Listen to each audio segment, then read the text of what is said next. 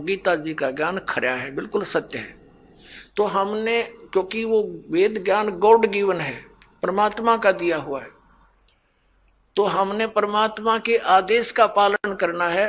और पुराण क्या है? ये ब्रह्मा जी द्वारा दिया गया ज्ञान, ब्रह्मा जी से सुना, फिर कुछ अन्य ऋषियों ने किसी और से सुना हुआ ज्ञान, वो सब खिचड़ी बना के पुराण बना दी। अब वेदों में इन श्राद्ध आदि कर्म कांड का निषेध है, और गीता जी में निषेध 9वें अध्याय के 25वें श्लोक में स्पष्ट किया है, भूत पूजने वाले भूत बनेंगे। ये देखिएगा, श्रीमद् भगवत गीता, गीता प्रेस गोरखपुर से प्रकाशित है, जयदयाल गोविंद का इसके अनुवादक है। अध्याय नंबर 9 का ये है, अध्याय नंबर 9 श्रीमद् भगवत गीता, श्लोक नंबर 25। देवताओं को पूजने वाले देवताओं को प्राप्त होंगे, पितरों को पूजने वाले पितरों को प्राप्त होते हैं, और भूतों को पूजने वाले भूतों को प्राप्त होते हैं, और मेरा पूजन करने वाले मुझको ही प्राप्त होते हैं। अब ये श्राद्ध कितना आगे फिर अब आपको दिखाते हैं एक झलक, पुराणों में क्या लिखा है। एक मार्कंडेय पुराण है। एक रुचि नाम के ब्राह्मण थे, ऋषि, और उसने वेदों को समझा पढ़ा कि मनुष्य जीवन, ये ज्ञानी आत्मा थे, कि मनुष्य जीवन केवल मोक्ष प्राप्ति के लिए प्राप्त होता है। इसलिए उसने ना तो विवाह कराया, ब्रह्मचारी पद पर रहते हुए 40 वर्ष की उम्र हो गई थी, और अपना जंगल में वन में रहता था, कोई मकान झोंपड़ी भी नहीं डाल रखी थी, ये सोच करके मोक्ष प्राप्ति करानी है, और ना क्या संग्रह करना है, 2 दिन का जीवन है। अब वो वेदों अनुसार साधना कर रहा था, रुचि ऋषि, और उसके जो पिताजी, दादाजी, परदादाजी, चौथा दादाजी वो मर चुके थे, वह भूत बन रहे थे, और वह भी ऋषि थे, ब्राह्मण थे, उनने भी ये कर्म कांड करे और करवाए थे, तो भूता बनेंगे वह। तो वो चारों दिखाई दिए और कहा, बेटा तूने विवाह क्यों नहीं करवाया? विवाह करवा के तुम हमारा श्राद्ध करता है और हमारी गति हो जाती। अब रुचि कहने लगा कि पितामहो, वेद में तो ये मना कर रखा है, ये श्राद्ध श्रुद्ध निकालना, ये कर्म कांड करना, ये तो मूर्खों का मार्ग है। और वो पितर भी कहते हैं, बेटा है तो ऐसा ही, इसमें कोई संदेह नहीं, मिथ्या नहीं है, सच्चाई है, लेकिन हमारा क्या होगा? अब तुम बाढ़ में जाओ, थारा क्या होगा? आप मरे, अरे पुत्र और मरवाने के लिए तैयार करे। या देखो मार्कंडेय पुराण, ये गीता प्रेस गोरखपुर से प्रकाशित है, गीता प्रेस गोरखपुर से प्रकाशित है। ये गीता प्रेस गोरखपुर से प्रकाशित है। ये 242 पृष्ठ पे संक्षिप्त मार्कंडेय पुराण, रोच्य मुनि की उत्पत्ति कथा। मार्कंडेय जी कहते हैं कि ब्राह्मण, पूर्व काल की बात है, प्रजापति रुचि ममता और अहंकार से रहित इस पृथ्वी पर विचरते थे। उन्हें किसी से भय नहीं था, वे बहुत कम सोते थे। उन्होंने न तो अग्नि की स्थापना की थी, न अपने लिए घर ही बना रखा था। वे एक बार भोजन करते और बिना आश्रम के ही रहते थे। उन्हें सब प्रकार की आसक्तियों से रहित एवं मुनिवर्ती में रहते देख उनके पितरों ने उनसे कहा, ये देखिए ये चारों आगे भूत बन रहे, ये देखो ये रुचि ऋषि है, ये इनके पहले बने हुए वो पंडित जी सारे भूत पूज का भूत बन गए। अब ये दिख गए इसने सारे इकट्ठे। पितर बोले, बेटा विवाह स्वर्ग और अपवर्ग का हेतु होने के कारण एक पुण्यमय कार्य है। ये तो इन पितरों के वचन हैं, ये तो पितरों के वचन है जो अपनी सलाह दे रहे हैं। अब देखना, उसे तुमने क्यों नहीं किया? ग्रस्त पुरुष समस्त देवताओं, पितरों, ऋषियों और अतिथियों की पूजा करके पुण्यमय लोकों को प्राप्त करता है। वह सभा के उच्चारण से देवताओं को, सवधा शब्द से पितरों को तथा अन्नदान बलि वसुदेव आदि से भूत आदि प्राणियों एवं अतिथियों को उनका भाग समर्पित करता है।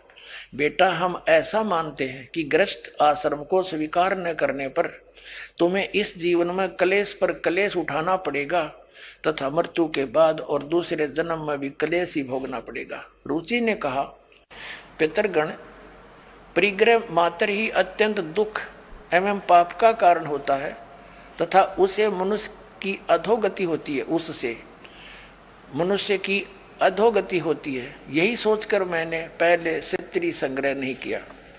अब यहां देखो, पितर बोले, बेटा, जितेंद्रिय होकर आत्मा का प्रक्षालन करना उचित है, किंतु तुम जिस मार्ग पर चल रहे हो वह मोक्ष मार्ग है। बता, इसने तो घटिया मान रहे मोक्ष मार्ग ने कि तुम जो कर्म कर रहे हो जिस मार्ग पर चले तो मोक्ष मार्ग है। अरे हम बतावांगे पितृवर्ण का मार्ग। देखिए, रुचि ने पूछा, पितामहो, वेद में कर्म मार्ग को अविद्या कहा गया है। जो तुम सलाह दे रहे हो वो कर्म कांड, श्राद्ध श्रुद्ध निकालना, पितृ पूजना, वो तो मूर्खों की विद्या, अविद्या का है, मूर्खों का सलाह कही है। फिर क्यों आप लोग मुझे उस मार्ग में लगाते हैं? पितृ भी कहते हैं। पितृ बोले, यह सत्य है कि कर्म को अविद्या ही कहा गया है, इसमें तनिक भी मिथ्या नहीं। फिर थारा सिर बच गया, फिर क्या रह गया? बता भाई, ये हमारे पुराणों में लिखा है। अब इस बात को पितर भी मानते हैं कि आप जो साधना करें तो मोक्ष मार्ग है, और आप फिर उसको सलाह दे रहे हैं भूत पूज, श्राद्ध निकाल, ब्याह करवा, और यो नरक मार्ग है। और आप भी मानते हैं कि आप जो मार्ग अपना रहे हो तो मोक्ष मार्ग है। और रुचि कहता है वेद के अंदर तो इसको अविद्या मूर्खों की साधना बताइए, तो पितर भूत पूजना, श्राद्ध निकालना, और पितर स्वीकार भी कर रहे हैं, कहा ऐसा ही है, इसमें कोई मिथ्या नहीं। फिर ये बकवाद घट रखी, अग्रुम ऐसा कर लो, पितर ऐसा कर देते हैं, पितर पुत्र दे देते हैं, टट्टू दे देते हैं, अपा भूखे मरे। बताओ, हम मूर्ख बना रखा। एक थोड़ी सी झलक दिखाते हैं आपको इसी मार्कंडे पुराण में। इन कहां से ले रखे ये श्राद्धा के सिलसिले। एक मंदालसा नाम की औरत थी, उसने अपने पुत्र को शिक्षा दी, और वह ये ले रहे हैं। देख, मार्कंडे पुराण के अंदर है, यही आपको सुना रहे हैं। अब इसके 80 पृष्ठ पर दिखाते हैं आपको। ये 81 पृष्ठ से थोड़ा सा लेंगे। मंदालसा बोली, महाराज, ये मंदालसा ज्ञान देती हुई आ रही है। ये 82 पृष्ठ पे संक्षिप्त मार्कंडे पुराण, यहां देखिए। अब ये क्या सलाह दे रही है कि जो पितर देवलोक में है और जो त्रिक योनियों में ये पशु पक्षी बने हुए हैं, और जो मनुष्य योनियों में एवं भूत वर्ग में स्थित हैं, भूत बन रहे हैं, और वे पुण्यात्मा हो या पापात्मा, जब भूख प्यास से विकल होते हैं तो वे अपने कर्मों में लगा हुआ मनुष्य पिंड दान तथा जल दान के द्वारा उन्हें तृप्त करता है। इसी तरह वह देवताओं और अतिथियों को भी संतुष्ट रखता है। देवता, मनुष्य, पितर, भूत, प्रेत, गुहक, पक्षी, कृमि और कीट आदि भी मनुष्यों से ही जीविका चलाते हैं। अब ये क्या बता रही है कि चाहे तो वो जो पितर देवलोक में हैं, जो त्रिक योनियों में पड़े हैं, और जो मनुष्य योनियों में यानी भूत आदि पितर पैतर बन रहे हैं, वे पुण्यात्मा हो या पापात्मा, सब भूखे प्यासे मरते रहते हैं। तो वो टट्टू देवलोक में हुए, भूखे मरते प्यासे मरे। अब क्या बताते हैं आगे, ये देखिएगा। यहां क्या बताया है 92वें पृष्ठ पर, संक्षिप्त मार्कंडेय पुराण 92वें पृष्ठ पे। इनमें से जो नरक में निवास करते हैं, जो पशु पक्षी की योनियों में पड़े हैं, तथा जो भूत प्रेत आदि के रूप में स्थित हैं, उन सब को विधि पूर्वक श्राद्ध करने वाला यजमान तृप्त करता है। कैसे करता, सुनो। मनुष्य पृथ्वी पर जो अन्न बिखेरते हैं, उनसे पिशाच योनि में पड़े पितरों की तृप्ति होती है, जो जमीन पर दाने डाल देते हैं। बेटा, स्नान के वस्त्र से जो जल पृथ्वी पर टपकता है उससे वृक्ष योनि में पड़े हुए पितर तृप्त होते हैं। जो रूख वृक्ष बन गए उन नन्यों का नहाकर जो वस्त्र ने छोड़ दिए ना, वो वृक्ष योनि में पड़े हुए तृप्त हो जाएंगे। अरे भले आदमियों। एक बार क्या था, परमात्मा कबीर जी काशी में गंगा घाट पर चले गए। गंगा का एक घाट बना हुआ है, वहां पर ये ब्राह्मण लोग सूर्य को यानी ऐसे सूर्य की तरफ मुंह करके गंगा से जल उठावें और वहीं डाल दें। कबीर साहब बढ़कर उसमें गंगा में घुटनों पानी में और ऐसे नौकरन लगे गंगा के जल को, पटरी पर फेंक रहे पूरी स्पीड तक। अब वो सारे पंडित जी अपना काम छोड़कर कबीर साहब की ओर देखने लगे। कहने लगे वो कबीर ये क्या कर रहा तू? कबीर जी बोले आप क्या कर रहे हो? मैंने ना पूछा, तुम क्यों पूछ रहे हो मेरे से? पहले आप बताओ आप क्या कर रहे हो? कि हम अपने पितरों को स्वर्ग में जल भेज रहे हैं। ये हम यहां जल डाल रहे हैं ना, ऐसे मंत्र बोलकर ऐसे सूर्य की तरफ मुकर के, ये वहां स्वर्ग में हमारे भूखे प्यासे पितरों को जल प्राप्त होगा। परमात्मा बोला मैंने एक बगीची लगा रखी अपनी झोपड़ी के आगे और मैं उस बगीची को सींच रहा हूं। फिर मंड के करड़े हो गए। तो वो कहने लगे रे भोले आदमी, इतनी दूर कैसे जाएगा जल? ये तो यहीं पड़ा है। वो तेरी झोपड़ी के आगे बगीची जो छोटी सी लगा रखी, वो कैसे सिंचाई होगी इससे? कि एक लाखों किलोमीटर दूर, मील दूर तुम्हारे पितरों को स्वर्ग में ये पानी मिल सकता है, तो ये 2 किलोमीटर पर क्या दिक्कत आएगी इसको? तो उनकी चौंध टूट गई। पंडित जिया ने फिर अपना गलती स्वीकार की, मालिक की शरण ग्रहण करी। अपने आत्माओं वही यहां ये सिस्टम देखो। इनके आगे फिर मार्कंडेय पुराण हम पढ़ रहे हैं 92 पृष्ठ पे, 92 पे। उससे वृक्ष योनि में पड़े हुए पितर तृप्त होते हैं। अच्छा, वृक्ष तो है इतना बड़ा और पानी निचोड़ा कपड़े का उड़ा गंगा के किनारे, बताओ वृक्ष कैसे तृप्त होगा? उसमें तो बाल्टी भर गिरनी पड़ेगी। तो किसी मूर्ख बना रखे देखो। और नहाने पर अपने शरीर से जो जल के कण इस पृथ्वी पर गिरते हैं उनसे उन पितरों की तृप्ति होती है जो देव भाव को प्राप्त हो रहे हैं। देखो इनकी अकल। कहते हैं नहाने के बाद जो छीटे छाटे पृथ्वी पर पड़ते हैं ना, वो जो देवता बन गए उन पितरों की तृप्ति होती है। वो टट्टू देवता बन गए जब इससे पानी तो छकेंगे उड़ा हुआ है। अकल बना मार रहा की मारी। देखो इन्हें देखो, नहाने पर अपने शरीर से जल के कण इस पृथ्वी पर गिरते हैं ना, उनसे उन पितरों की तृप्ति होती है जो देव भाव को प्राप्त हुए हैं, जो देवता बन रहे हैं। और पिंडों के उठाने से वो पिंड भरवाते हैं, अन्न के कण पृथ्वी पर गिरते हैं ना, उनसे पशु पक्षी योनियों में पड़े हुए पितरों की तृप्ति होती है। बता वो पशु योनि में की भैंस बनकर खड़ी होगी, उनकी वह माँ की वह भैंस तो एक टोकरा ना भूस खावा डेली, एक कणते के ऊपर छिकेगी वह है तेरा कैसे भाई। देखिए से मूर्ख बना रखा। कुल में बालक जो श्राद्ध कर्म योग्य होकर संस्कार से वंचित रह गए, यानी बचपन में मर गए, श्राद्ध करे नहीं, तो वे बिखरे हुए अन्न और समार्जन के जल को ग्रहण करते हैं। ब्राह्मण लोग भोजन करने के बाद हाथ मुंह धोते हैं और चरणों का प्रक्षालन करते हैं, तो उस जल से भी अनन्य पितरों की तृप्ति होती है। बेटा, उत्तम विधि से श्राद्ध करने वाले पुरुषों के अन्य पितर यदि दूसरी योनियों में चले गए हों तो भी श्राद्ध से उन्हें बड़ी तृप्ति होती है। अनन्य उपार्जित धन से जो श्राद्ध किया जाता है उससे चंडाल आदि योनि में पड़े पितर तृप्त होते हैं। अब जो भूत प्रेत पितर कितने वृक्ष बन गए, कोई भैंस बना खड़ा है, कितने कोई काटड़ा बन रहा है, इनों के वो भी तृप्त होंगे। वह थोड़े छक्के 2-2 दड़ी खाओ एक जब पेट भरे।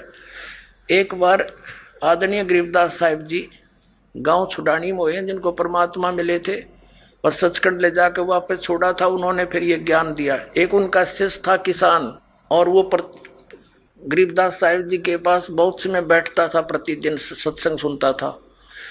दिन में विचार सुनते रहते थे, बैठ जाते थे। तो वो एक दिन नहीं आया। गरीबदास जी ने पूछा भाई कल क्यों नहीं आया? अगले दिन जब वो पहुंचा, उसने बताया कि महाराज जी कल मेरी माँ का श्राद्ध था और हमारे गुरुजी वो पंडित जी आए थे, उन्होंने श्राद्ध निकाला, उसमें सारा दिन बिजी रहा मैं। कहा अच्छा भाई। फिर कहने लगा जी कल भी नहीं आन पाऊंगा मैं। पर गरीबदास जी ने पूछा कल क्या बात है? कि कल मेरे पिताजी का श्राद्ध है। अच्छा। परमात्मा पहले भी बहुत समझाते थे गरीबदास साहब जी, लेकिन हमारी बुद्धि इतना काम नहीं करती, हम संसार के व्यवहार को घड़ा में तो देते हैं।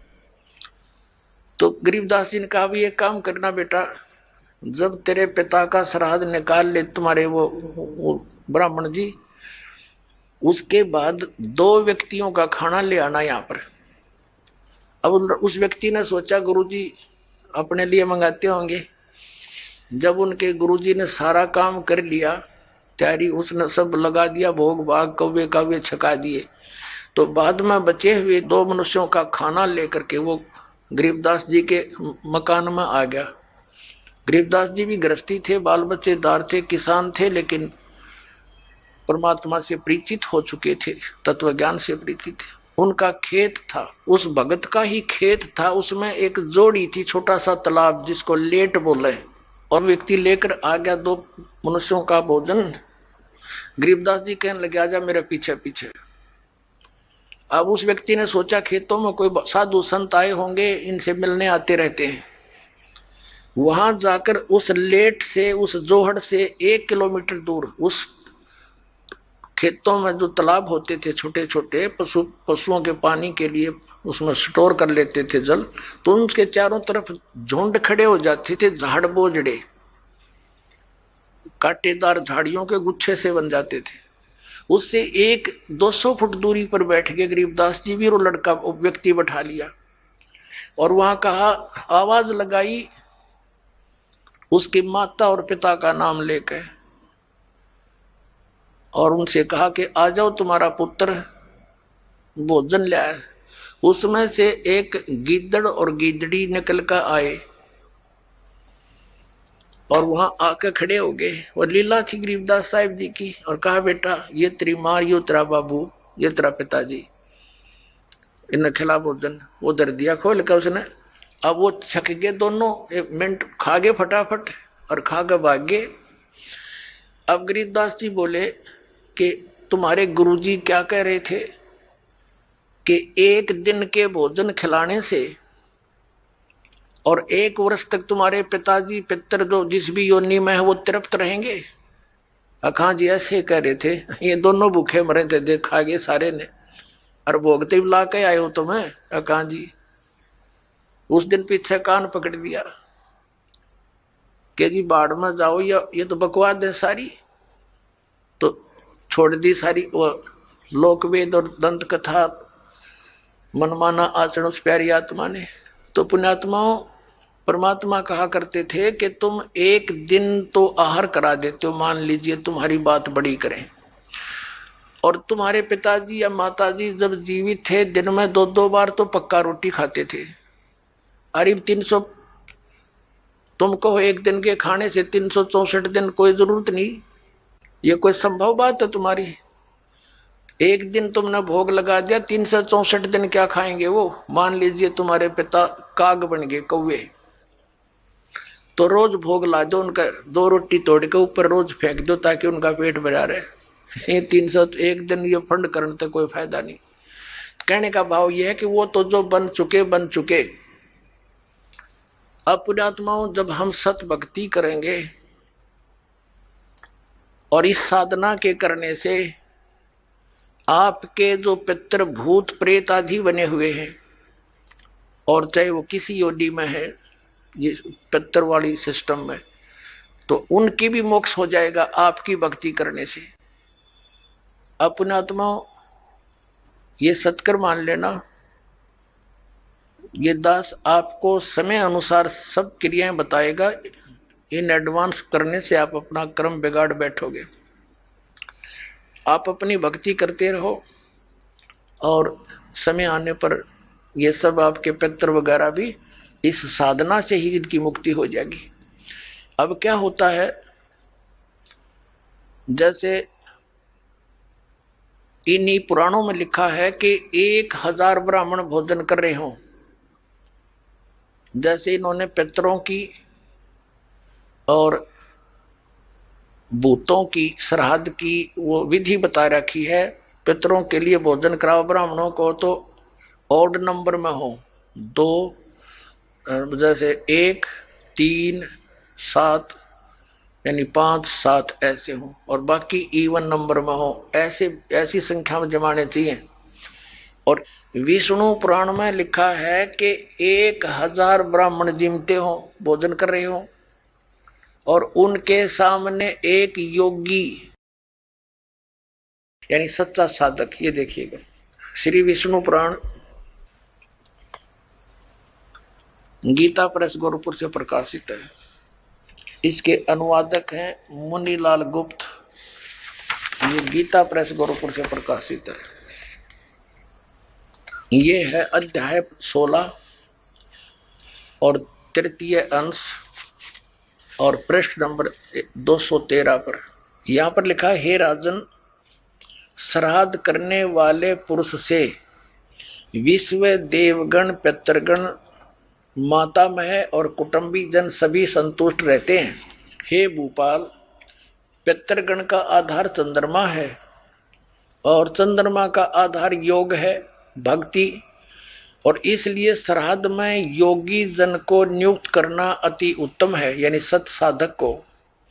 हे राजन, यदि श्राद्ध भोजी एक सहस यानी 1000 ब्राह्मण, वह यजमान के सहित उन सब का उद्धार कर देता है, यानी ब्राह्मणा का भी और उनका यजमान का भी, सबका उद्धार कर देता है। पितरों की तो बात छोड़े। अब पुण्यात्माओं, यहाँ पर आप सब योगी हैं, और जो भक्त आपके यहाँ दान करता है वो आपको जमा रहा है, तो आपके पितरों का तो वह उद्धार हो जाएगा, ये सत्कर मान लियो। ये इतना गजब का मार्ग है। जो सत्य है वो तो इन्होंने ग्रहण की नहीं, इन्होंने असत्य ग्रहण कर ली। पुण्यात्माओं, जैसे वेद आपने रुचि ऋषि की कथा में देख लिया मार्कंडेय पुराण में कि, और पितर भी मानते हैं क्योंकि वह भी ब्राह्मण थे। अब जैसे एक श्रद्धालु कहता है कि जैसे हमारे पिताजी दिखाई दे जा और वो कहें बेटा श्राद्ध निकाल दे, तो हम क्यों नहीं निकालेंगे, निकालना तो पड़ेगा। कोई बात है या? पुण्यात्माओं, उसका तरीका है, जैसे किसी का बालक और कुएं में गिर गया, उसका वो तो चिल्ला रहा है डूब गया डूब गया, उसका क्या इलाज है? गिल्ले डूब जा, डांक मार दे, छलांग लगा दे, वो भी मरे गिल्ले। उसकी विधि है उसको भी बचाने की। पहले रस्सी बांध एक ऊपर मजबूत सी, उसको नीचे डालो, उसको पकड़ कर जा, उसने भी काट के लिया। तो ये पितर दिखाई दे जा ऐसे कोई है तो उसका गेल नहीं डूबे, उस श्राद्ध न नहीं करे, वो तो कुएं में छलांग लगाने वाली बात होगी, गिल्ले मर गया। उसके लिए ये रस्सा है जो दास आपको देगा। ये सत भक्ति करो, इस तरह ये दान धर्म करो, और उन पितरा का भी सब कहेगा उद्धार अपने आप होता चलेगा। ये आपने पढ़ भी लिया, क्योंकि सत साधक ये भक्त है, या लाखों योगी जी में एक महीने के अंदर आकर के और फिर वो एक कह के जमान में इतना लाभ बता रहे। तो ये तत्व ज्ञान और शास्त्र अनुकूल साधना, इसे आपका भी कल्याण और आपके पितरों का भी। अब जैसे आप जी ने अभी सुना कि वेद में इसको मूर्खा की साधना बताई है, तो बिल्कुल ठीक है। तो वेद क्या है? ये परमात्मा का विधान है, ये परमात्मा का आदेश है। और जो हमारे पुराणों में जो लिखा है वो पितरों का या ब्रह्मा जी का या किसी जैसे मंदालसा या कौन थी बता, इससे की बात ने साची मान ली, सब ने इसी तरह करने लगे। और या किसी अन्य ऋषि का दिया हुआ आदेश है, इसका पालन हमने नहीं करना। जैसे एक समय एक व्यक्ति की दोस्ती दरोगा से थी, थानेदार से, SHO से, और उस व्यक्ति का जो साथी था पड़ोसी, उसको बहुत दुखी कर रहा था। उसने अपने मित्र दरोगा जी से कहा कि भाई दरोगा जी, ऐसे ऐसे मेरा पड़ोस में है, साथ वाला मकान में, बहुत परेशान करता है, सारा कुछ पंचायत भी कर ली, नहीं मान रहा, क्या करूं। अब दरोगा जी ने कहा उसका मार लट सर, मैं माफ देख लूंगा। दरोगा जी की के आदेश न लेकर उसकी आज्ञा का पालन कर दिया। उसने ये सोचकर यो आप संभाल लेगा, उस अपने पड़ोसी के साथ झगड़ा ठान लिया। लट्ठम लट्ठा हो गया, उसका सर में लठ लग गया, वो मर गया पड़ोसी। अब वो SHO वहां का प्रभारी था, वो लाया उसी को पकड़कर हवालात में दे दिया, सजाए मौत होगी उसकी। अब राजा का विधान था, किसी का लठ मारेगा और मर गया तो उसकी सजा होगी मौत। अधिकारी की आज्ञा का पालन कर लिया, जिससे राजा का विधान टूट गया, वो दंडित हुआ। इसी प्रकार इन पुराणों में लिखा हुआ जो आदेश है, ये दरोगा जी का समझ लो इन पुराणों में। और वेदों में संविधान समझो भगवान का संविधान अगर तोड़ दिया इन दरोगा जी के कहने होते, पुराणों के या इन नकली धर्म गुरुओं के कहने से, इन शास्त्र विरुद्ध साधना कराने वाले आचार्य और शंकराचार्यों के आदेश से हमने ये क्रिया कर ली, तो हम दंडित होंगे, हम पितर ही बनेंगे, यानी मौत की सजा मौत की मिलेगी। तो ऐसी गलती हम तो ना करें भाई, और करियो भी मत। एक जीवित उदाहरण दास आपको देता है। मेरे पूज्य गुरुदेव जी ब्राह्मण वर्ण में जन्मे थे। हरियाणा के अंदर जिला भिवानी चरखी दादरी के पास एक पैंतावास गांव है, बड़ा पैंतावास, वहां वो रहते थे, किसान का काम करते थे, वर्ण ब्राह्मण है। पुणात्मा, ब्राह्मण कोई जाति विशेष नहीं। दास बहुत बार कहता है कि देखो ब्राह्मण बेदक जा, कि ब्राह्मणों के विषय में कह रहे नहीं। और वो खेतों में, मेरे जो गुरुदेव थे ब्राह्मण वर्ण में जन्म था उनका, खेतों में गौवें चरा रहे थे अपने खेतों में। उसके पास पहले जंगल बहुत होते थे, वन बहुत होते थे। एक दिन उनकी भेंट हमारे दादा गुरुजी से होगी, यानी एक संत से। वो उससे प्रेरणा पाकर के घर से खिसकने की सोची और गुरुदेव का एड्रेस पूछ लिया। सब ज्ञान से परिचित होकर खेतों में शाम के समय गौवें चरा रहे थे, और भी कुछ साथी पाली गवाले थे। तो उनको ये कहकर के मैं फ्रेश होकर आता हूं, मैं देर हो जा तो तुम पशुओं ले चलना, मैं आप आ जाऊंगा। वो जंगल में चले गए गहरे। पालियों ने वो अपने गौवें गांव में ले आए। अब वो सामने काफी देर होगी, जब नहीं आए, उनका बचपन का नाम, गांव का नाम हरिद्वारी था, पंडित हरिद्वारी। और फिर उन्होंने अपना नाम बदल लिया था, कोई पहचान ना ले, घर से निकल गए थे वो। तो उन्होंने क्या किया, अपने कपड़े जो पहन रखे थे वो उतार दिए, 2 जोड़ी कपड़े लेकर गए घर से। उस दिन एक अलग से ले गए थे, किसी को दिखाया नहीं। वो जो पहन रखे थे वो कपड़े पाड़ पुड़ के, और कोई किसी हिंसक पशु ने, कोई पशु खा रखा था, कोई मृग वगैरह, किसी शेर ने, वो उन्होंने दिन में देख लिया था। उसके ऊपर घेर के कपड़े और निकल गए, रातों रात हरिद्वार पहुंच गए। अब घर वालों ने इंतजार की, घंटा 2 घंटा, फिर पूछा उन पालियों से, हरिद्वारी नहीं आया। वो कहने लगे, वो यूं कह रहा था मैं फ्रेश होकर आऊं हूं, तुम चलो। उन बच्चों को साथ लेकर गए, बताया कहां से प्रवेश हुआ था, किधर गया था। जाकर ऐसी पहले टॉर्च होती नहीं थी, लालटेन दीपक से ले रखे हाथों में गए, देखा रहे यू तो बच्चा खा रखा है, ओहो ये तो किसी हिंसक पशु ने खा लिया, रे मर गया। अंधे हो गए, रोन लाग गए, दूर तय अंधेरा सा था। वो आड़ जो पशु के हुए और कपड़े इकट्ठे करके रात वो बन रहे भक्त संत बन गए, दुनिया का उद्धार करें। एक बार जब मेरे पूज्य गुरुदेव जी 105-6 वर्ष के हो गए, सतलोक जाने की तैयारी हुई। तलवंडी भाई फिरोजपुर जिला पंजाब में उनका आश्रम, एक इसमें खन्ना के अंदर था, एक मोगा के अंदर था, एक नजफगढ़ आश्रम था। तो तलवंडी भाई वो ज्यादा रहते थे, तो वहां से दास को उसमें आदेश दे रखा था नाम देने का। बहुत से शिष्य भी उनकी प्रेजेंस में दास के हो गए थे। 2 बच्चों की सेवा लगा रखी थी, उनकी सेवा में छोड़ रखे थे। तो उनका संदेशा आया कि गुरुजी यहाँ 45 आ चुके हैं। तो दास भी पहुंच गया 3-4 भक्तों को लेकर, गाड़ियां 3-4 भक्तों को लेकर गाड़ी से वहां देखा वो गुरुजी बैठे, प्रणाम हुआ। फिर उनकी एक भाभी जी थी, वो 92 वर्ष की हो रही थी, 92 ईयर ओल्ड थी। उससे बातचीत हुई। हमने उनसे पूछा कि माता जी, जब हमारे गुरुदेव यहां से चले गए तुमने क्या सोचा पीछे थे? वो कहने लगी, जी मैंने तो ये सुना था कि इनकी मृत्यु होगी, तेरा एक देवर था और वो ऐसे ऐसे जंगल में किसी पशु ने खा लिया था, हिंसक ने, और मैं आई जब तक इसके श्राद्ध निकला करते, और 70 श्राद्ध मैंने अपने हाथ से निकाल रखे इसके। और जब भी कभी कोई ऊक चूक घर में हो जाए, पशुओं में कोई हानि होती, फसल में हानि होती, हम अपने गुरुजी ब्राह्मण के पास जाते थे, उससे वो पितरा पुताते थे, वो क्या कहा करता कि बनवाओ उसके श्राद्ध अच्छी तरह निकलवाओ और उसका फलाना कर दो। वो जो कुछ भी कहता वो सारा करते हम, और फिर भी नो कहता इनका ठीक से श्राद्ध नहीं हुआ, अगली बार मैं करूंगा अच्छी तरह। 70 तो श्राद्ध करवा दिया, रियो बैठा नो का न्यू। अब मैं कहने लगा, माता जी देखो गीता जी में मना कर रखा 9वें अध्याय के 25वें श्लोक में कि भूत पूजनीय भूत बनेंगे, पितर पूजनीय पितर बनेंगे, ये पूजा नहीं करनी चाहिए।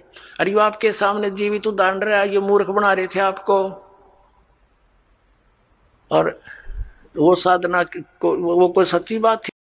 ने बोली ना भाई, या तो पुरानी लाग है, नो के छूटे है, बाढ़ में पड़ो फिर भी ना छूटे, तो हद कर दी भाई। आंखों देख रही है आपसे, हद कर दी भाई। आंखों देख रही है आपसे, कह रही है कि मैंने इसके 70 श्राद्ध निकाल लिए, पिंड भी भरवा लिए, न बोलो पितर बन गया, हमायु पितर नहीं लग रही। तो पुण्यात्माओं, परमात्मा कहा करते, पर भी लेन जात है दुनिया, हमारा ज्ञान किने ना सुनिया। ये वहां धक्के खान जाओ तीर्थों पर, वहां पता नहीं कहां का, हमारा ज्ञान किसी ने नहीं सुना। अपने आत्माओं, ये तीर्थ कैसे बने? जैसे अमरनाथ है। अब जैसे अमरनाथ धाम है, ये कैसे बना? पार्वती माता को भगवान शंकर जी ने उस स्थान पर एक सूखे वृक्ष के नीचे एकांत स्थान देखकर ये मंत्र दिया था। प्रथम मंत्र जो दास आपको देता है, इसको मोक्ष मंत्र बोलते हैं। ये जितना मोक्ष कर सकता है, ये उस पार्वती माता के लिए वो अमरधाम है, आप और हमारे लिए नहीं। अब जैसे ये तीर्थ और ये अमरधाम कैसे? जैसे आप जिसको यहाँ बरवाला में ये मंत्र मिला, उसके लिए तो बरवाला है अमरधाम, और यहाँ बरवाला में ये दास हो नहीं, और यहाँ कोई भी नहीं हो, और यू खाली पड़ा हुआ आश्रम। अब जैसे किसी ने क्रोथा आश्रम में नाम लिया था, उसके लिए क्रोथा है आश्रम, अमरधाम, अमरनाथ। अब वहां कोई भी को नहीं, ये दास यहाँ पर बैठा तो उस क्रोथा में माथा टेकने तो लाभ ना हुआ है। ये तो इस दास के वचन यहाँ सुनेंगे, सत्संग सुनेंगे, आशीर्वाद पाओगे तो यही लाभ होगा उसे। तो अमरधाम जो है वो एक आदरणीय स्मारक तो है कि यहां पर ऐसी घटना घटी थी, लेकिन आपके लिए वहां जाने से कोई लाभ नहीं होगा। आपको तो वैसा ही संत खोजना पड़ेगा जिसके पास वो अमर मंत्र हो, और वो अमर मंत्र आपको चाहे बरवाड़ा की गली में मिल जाए दास, और वहां उपदेश प्राप्त हो गया, तो वही आपके लिए अमरनाथ है। उस मंत्र से मोक्ष होगा, उस स्थान से नहीं। अपने आत्माओं, जैसे तीर्थ कैसे बने, इसमें बहुत से प्रमाण है कि और उसने मोक्ष प्राप्त किया। अपने आत्माओं, जैसे एक हमाम दस्ता होता है सामग्री कुटन का, दवाई दुई कुटन का, लोहे का मुसल सा वो 1.5 फुट का, और 2 फुट का, वो 1.5 फुट का, 1 फुट का ऊंचा, 9 इंच चौड़ा होता है। वो किसी का पड़ोसी ने मांग लिया, और उसने उसमें कुछ सामग्री गुट्टी अवन की और वो वापस दे गया मांझ धो के कति साफ करके, उनको लौटा गया जिसका था। उनको रात्रि के समय जब वो सोने लगे तो महक आ रही थी। उन्होंने देखा ये महक कहां से आ रही है, देखते देखते देखा ये तो इस हमाम दस्ते में से आ रही है। तो उन्हें देखा हो इसको तो पड़ोसी ले गया था मांग के, उसने कोई सामग्री कूटी है।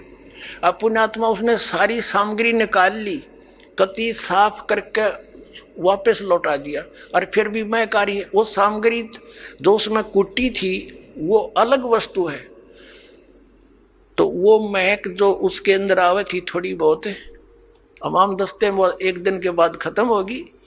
अब ये तीर्थ एक हमाम दस्ता समझो, और जैसे उस ऋषि ने उसमें सामग्री कूटी यानी वो साधना वहां बैठकर की, वो सारी कमाई लेकर अपने उस धाम को चला गया जहां उसने उस साधना से जाना था।